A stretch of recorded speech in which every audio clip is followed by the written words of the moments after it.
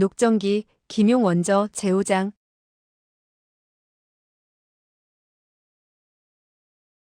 오, 소현자의 출현. 신발 끄는 소리가 문 앞에서 멎더니 누군가 방 안으로 들어왔다. 위소보는 탁자 밑으로 내다보았다. 신발은 별로 크지 않았다. 들어온 사람은 자기 또래의 남자아이였다. 그는 즉시 마음을 놓으며 입안에 음식을 넣고 씹지 않은 채 침을 묻혀 물렁해진 이후 꿀꺽 삼켰다. 이때 음식 씹는 소리가 탁자에서 들려왔다. 그 사내 아이가 음식을 먹고 있는 소리를 들으며 위소보는 속으로 생각했다. 이 녀석 역시 훔쳐먹는 사람이겠지?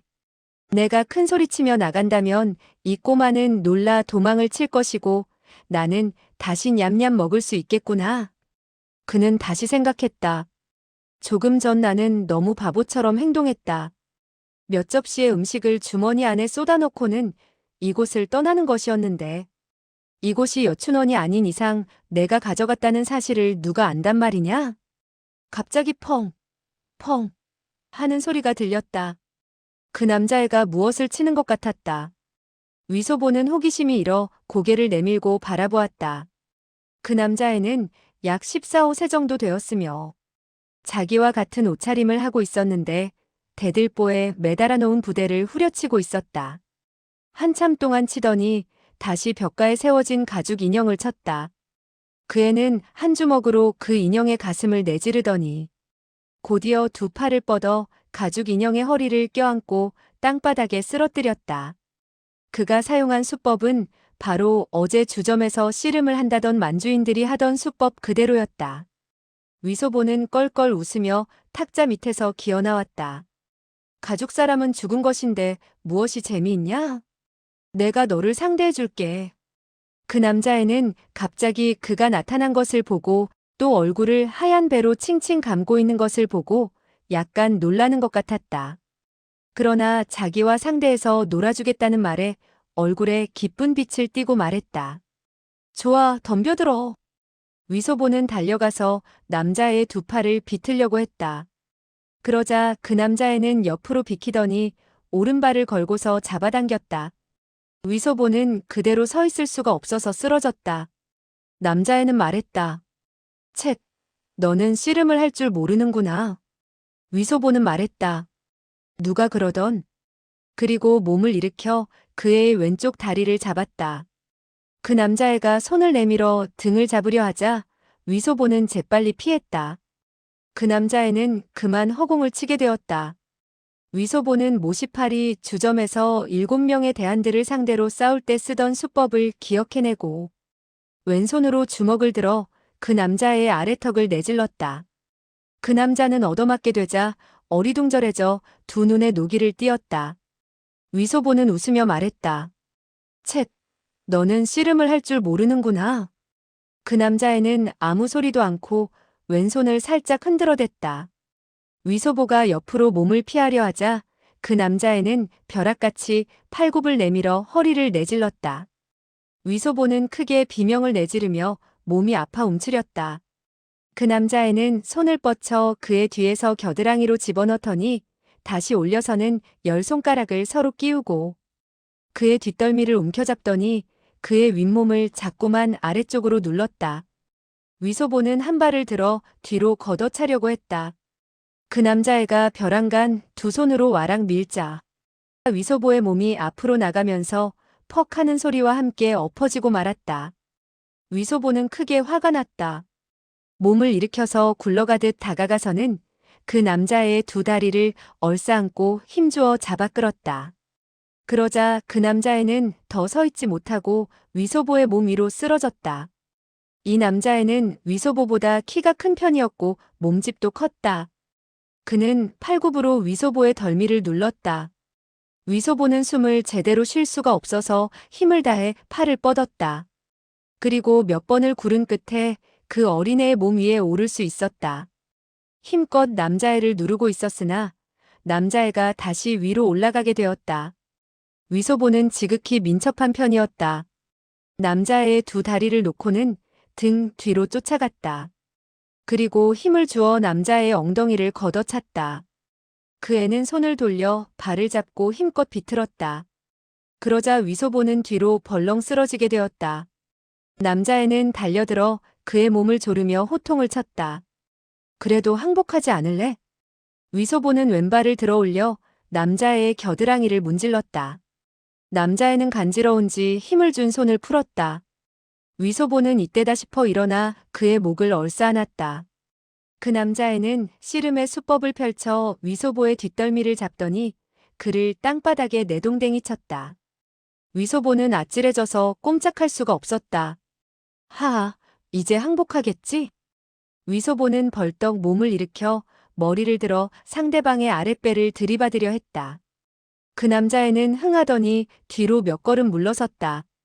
위소보가 다시 달려들자 남자애는 몸을 옆으로 비스듬히 하더니 다리를 걸어 뒤로 슬쩍 걷어찼다. 위소보는 쓰러지게 되었으나 그의 다리를 붙잡고 와락 잡아당겼다. 두 사람은 거의 동시에 쓰러지고 말았다. 일시 그 남자애가 위로 오르는가 하면 곧이어 위소보가 위로 올라가곤 했다. 이렇게 하기를 수십 차례 두 사람은 끝내 부둥켜 안은 채 씩씩 거친 숨을 내쉬었다. 벼랑간 두 사람은 약속이라도 한 듯 소리내어 웃었다.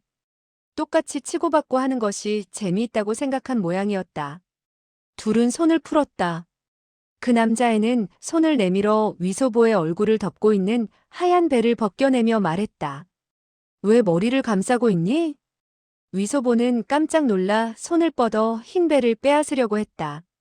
그러나 상대방이 이미 자기의 모습을 보았는지라 감춘다 할지라도 소용이 없는 것을 앙그는 웃으며 말했다.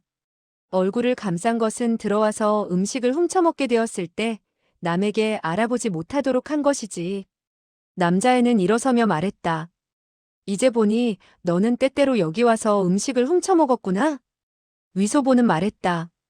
때때로 와서 훔친 것은 아니야. 그러면서 몸을 일으켰다.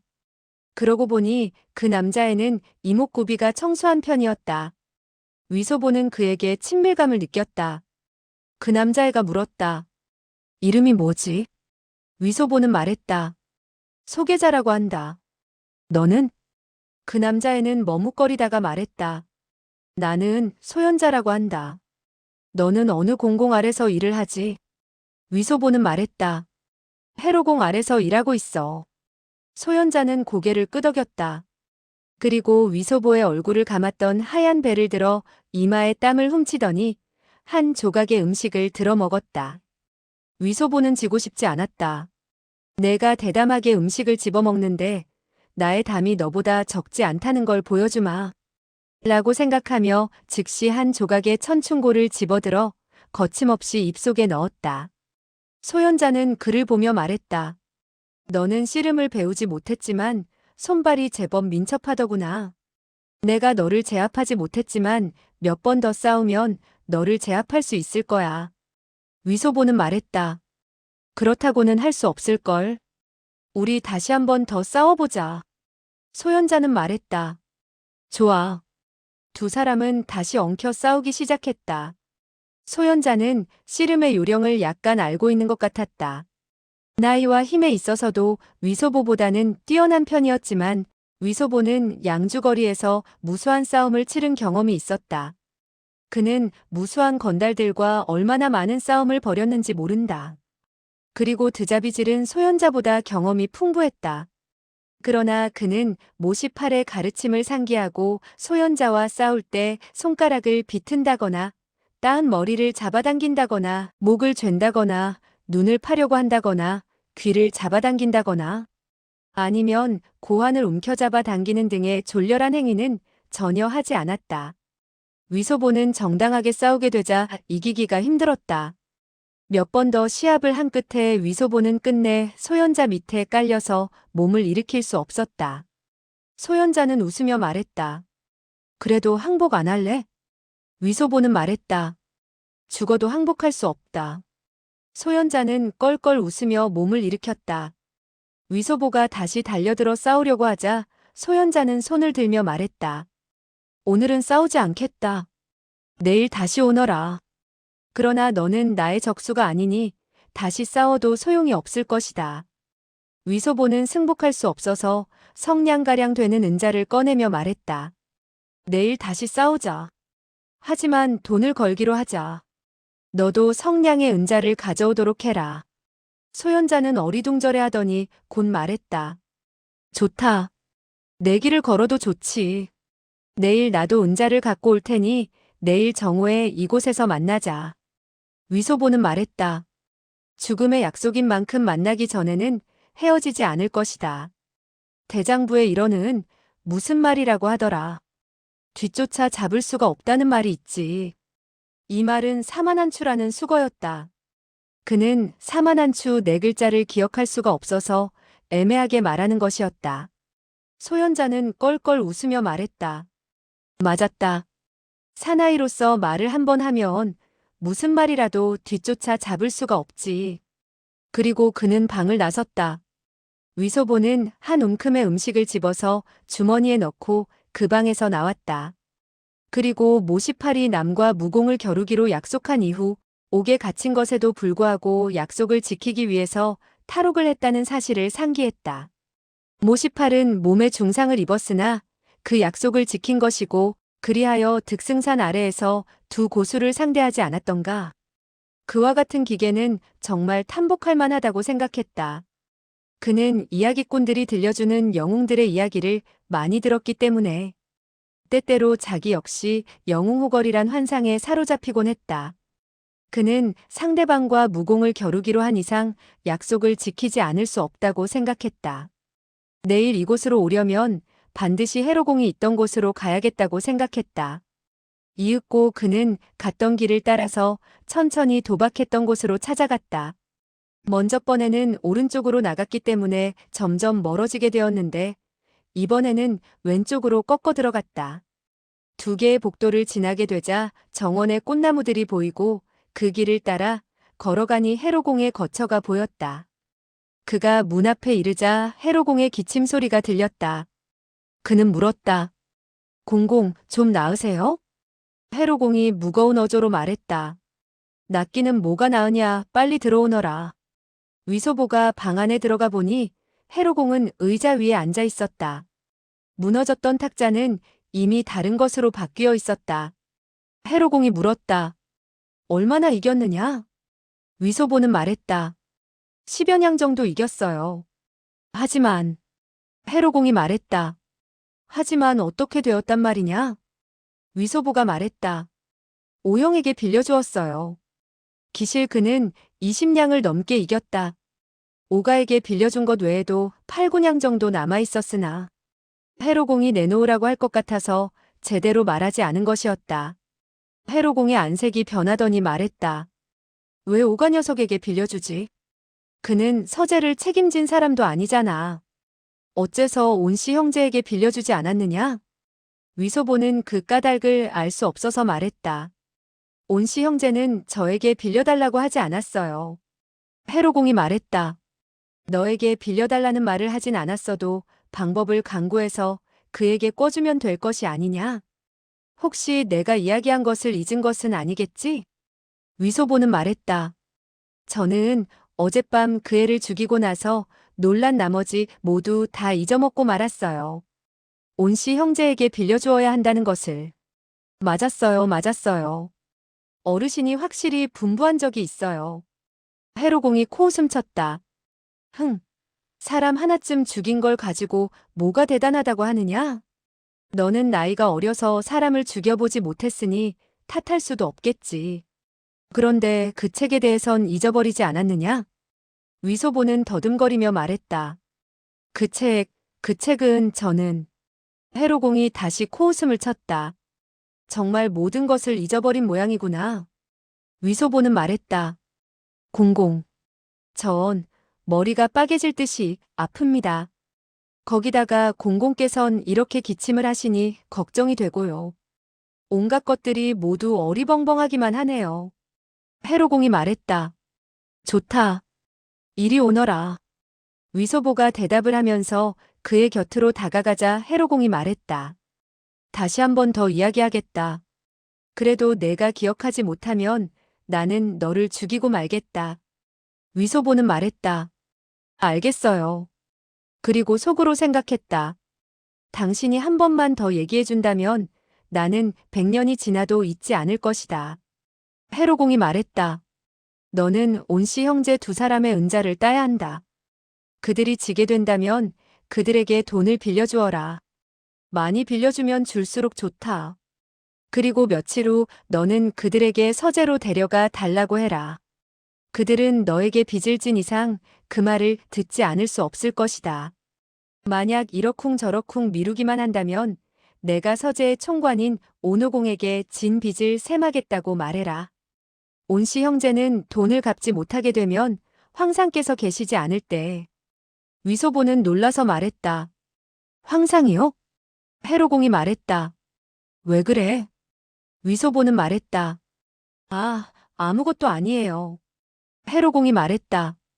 그들이 너에게 서재는 무엇하러 가려고 하느냐고 하면 너는 사람이란 높은 곳을 쳐다보니만큼 황상을 만나게 되어 서재에서 일을 할 수 있었으면 한다고 말하면 돼. 그러나 온씨 형제들은 내가 황상을 뵙도록 하지 않을 것이다. 너를 데리고 갈 때 황상께서는 반드시 서재에 계시지 않을 것이다. 그러니 너는 방법을 강구해서 한 권의 책을 훔쳐오도록 해야 돼. 위소보가 황제를 들먹이자 마음속으로 짚히는 바가 있었다. 그렇다면 이곳이 황궁이란 말인가? 북경성 안에 있는 기원이 아니란 말이지. 아, 그렇다. 그렇지. 만약 황궁이 아니라면 이토록 웅장하고 화려할 턱이 없지. 이 사람들은 틀림없이 황제를 모시는 태감들인가 보다. 위소보는 사람들로부터 황제, 황후, 태자, 공주, 궁녀 및 태감에 대해서 이야기를 들어본 적이 있었다. 그러나 그는 황제가 용포를 입고 있다는 사실만을 알 뿐, 나머지 사람들이 어떻게 생겼는지 알 수가 없었다. 그는 양주에서 연극을 많이 보기는 했다. 그러나 무대의 태감들은 손에 불진을 들고 흔들어댔고 음성이 몹시 가냘팠던 기억밖에 없었다. 그는 해로공과 하루를 지내게 되었고 오가와 온씨 형제 등과 반나절 동안 노름을 했지만 그들이 태감인 줄 모르고 있었다. 그런데 해로공의 말을 듣게 되자 깨닫게 된 것이었다. 그는 생각했다. 응? 그렇게 된다면 나는 그만 나이 어린 태감이 되는 것이 아닌가? 해로공은 날카롭게 다그쳤다. 알아들었느냐? 위소보는 말했다. 예, 알았어요. 황제의 서재로 가야 한다고요. 해로공은 말했다. 황제의 서재로 가서는 무엇을 해야지? 위소보는 말했다. 한 권의 책을 훔쳐내는 것이죠. 해로공이 물었다. 무슨 책을 훔쳐내느냐? 위소보는 말했다. 그건 무슨 책이라더라. 잘 생각이 안 나네요. 해로공은 말했다. 다시 한 번 더 이야기하겠다. 잘 기억해라. 그것은 42장경이라는 한 권의 불경이다. 이 불경은 퍽이나 오래되었으며 모두 몇 권인가로 되어 있는즉 너는 모조리 나에게 갖다 주어야 한다. 알겠느냐? 뭐라고 한다고? 위소보는 말했다. 42장경이라고 합니다. 해로공은 그의 말 속에 자신감이 있다는 것을 느끼고 물었다. 뭐가 그리 좋으냐? 위소보는 말했다. 그렇게 말씀해 주시니 기억이 잘 되네요. 그래서 기쁜 거예요. 원래 그는 해로공에게서 서재로 가서 책을 훔쳐야 한다는 말을 듣고 훔치는 것은 어렵지 않지만 책을 알아보기란 매우 힘들 것이라 생각했다. 원래 그는 글자를 몇 자 알지 못했다. 그러니 어떤 책이라고 분간을 한다는 것은 목숨을 내놓는 것보다 더 어려웠다. 그런데 책 이름을 들으니 42장경이라고 하지 않는가? 그는 기뻤다. 장경이라는 글자는 몰랐지만 40이라는 숫자는 알 수 있었던 것이다. 5자 가운데 석자를 알고 있는 자기 자신이 크게 대견스러웠기에 의기양양하게 말한 것이다. 해로공이 다시 말했다. 서재에서 책을 훔치되 민첩하게 해야 한다. 만약에 발견된다면 너의 목숨이 몇백 개가 있다 한들 보존할 수 없을 것이다. 위소보는 말했다. 그건 알고 있어요. 물건을 훔치다가 남에게 잡혔는데 무슨 좋은 결과가 있겠어요? 그러자 갑자기 떠오르는 생각이 있어 말했다. 비록 잡힌다고 해도 저는 결코 공공이 시켰다는 말은 하지 않겠어요. 해로공은 한숨을 내쉬었다. 그리고 기침을 한참 하더니 말했다. 오늘 너는 잘했다. 뜻밖의 돈을 땄으니 말이다. 그런데 그들이 의심하지 않더냐? 위소보는 웃으며 말했다. 헤헤헤, 아니요, 어째서 의심을 하겠어요? 그리고 그는 자화자찬을 한바탕 버려놓으려고 하다 끝내 참고 말았다. 해로공이 말했다. 게으름 피우지 말고 열심히 연습을 해라. 위소보가 내실로 가보니 탁자 위에는 4가지의 찬과 한 그릇의 국이 먹지 않은 채 놓여 있었다. 위소보는 말했다. 공공, 아직 드시지 않았어요? 제가 밥을 먹여드릴게요. 해로공이 말했다. 배고프지 않다. 너 혼자 먹어라. 위소보는 크게 기뻤다. 밥을 먹기 전에 한 조각의 홍소육을 집어먹었다. 반찬은 이미 식었으나 배가 고팠던 참이라 매우 맛이 있었다. 그는 속으로 생각했다. 이 반찬은 누가 가져온 것인지 모르겠군. 이와 같은 작은 일은 물어볼 필요가 없을 것이다. 천천히 알게 되겠지. 그리고 나서 그는 다시 생각했다. 만약 이곳이 정말 황궁이라면 오가와 온씨 형제, 소현자 등은 모두 태감이겠구나. 그런데 황제 늙은이와 황후 마마는 어떻게 생긴 모양을 하고 있을까? 언젠가는 봐두어야지. 그래야 양주에 돌아갔을 때 헤헤헤 자랑할 것이 있지 않겠느냔 말이야. 모형은 황궁에서 도망칠 수 있었는지 모르겠다. 노름을 할 때 그들이 사람을 잡았다는 이야기는 못 들었으니 10중 8구 도망을 친 모양이로군.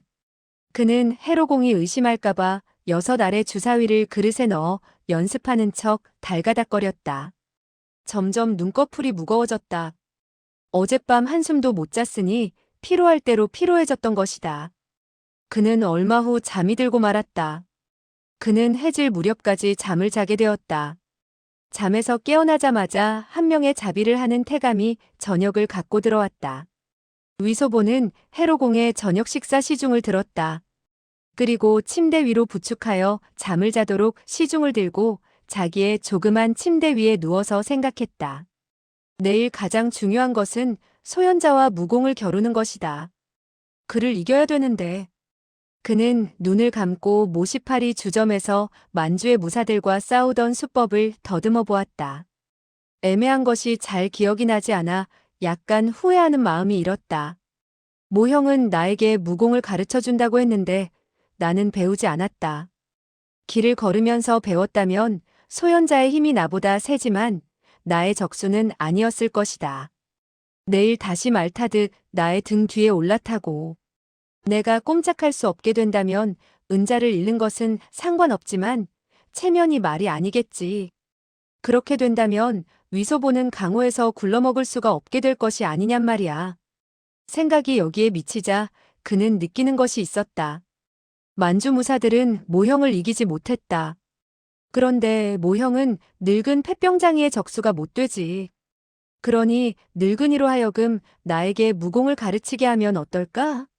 생각과 함께 그는 입을 열었다. 공공, 서재에 가서 몇 권의 책을 가져오는 것은 별로 어렵지 않지만 한 가지 어려운 점이 있어요. 해로공이 말했다. 뭐가 어려운 점이냐? 위소보가 말했다. 오늘 제가 노름을 하고 돌아올 때 나이 어린 태감을 만나게 되었어요. 그런데 그는 나의 앞길을 막고 돈을 나누어 달라고 했어요. 내가 싫다고 하자 그는 나와 무공을 겨루자고 했어요. 제가 그를 이긴다면 저를 놔주겠대요. 그래서 저는 그와 반나절 동안 시합을 벌였어요. 그래서 밥 먹을 시간에 제대로 달려오지 못한 거예요. 해로공은 말했다. 내가 졌구나? 그렇지. 위소보가 대답했다. 그는 키가 크고 건장해요. 힘도 저보다 세고요. 그는 내일 다시 저와 겨루겠대요. 내가 그를 이겨야만 그가 나를 귀찮게 굴지 않을 거예요. 해로공이 말했다. 그 꼬마 녀석의 이름은 뭐라고 하던? 어느 부서에 속해 있다고 하더냐? 소현자라고 하는데 어느 방에 있는지는 물어보지 못했어요. 틀림없이 내가 돈을 따고 거드름을 피우니까 미움을 샀겠지. 그렇지 않다면 왜 너를 잡고 시비를 걸었겠느냐? 위소보는 말했다. 저는 승복할 수 없어요. 내일 다시 싸울 때 이길 수 있을지 의문이에요. 해로공이 나직이 코웃음을 쳤다. 너는 나에게 무공을 가르쳐 달라는 것이냐? 나는 가르치지 않는다고 한 이상 가르치지 않는다. 내가 말을 빙둘러서 청을 해도 소용이 없는 일이다. 위소보는 속으로 욕을 했다. 늙은 폐병장이가 정말 총명하군. 쉽게 넘어가지 않는데. 그는 다시 말했다. 소현자는 무공을 모르기 때문에 내가 그를 이기려고 한다면 애써 어떤 무공을 배울 필요는 없어요.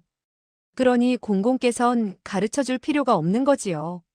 오늘 분명히 나는 그의 머리에 올라타게 되었는데 그의 힘이 세어 도리어 내가 아래 깔리게 되었어요. 그러나 내일은 내가 힘을 써서 그를 꼭 붙잡는다면 그 녀석은 자라가 몸을 뒤집듯 쉽게 일어나지 못할 거예요. 해로공은 말했다.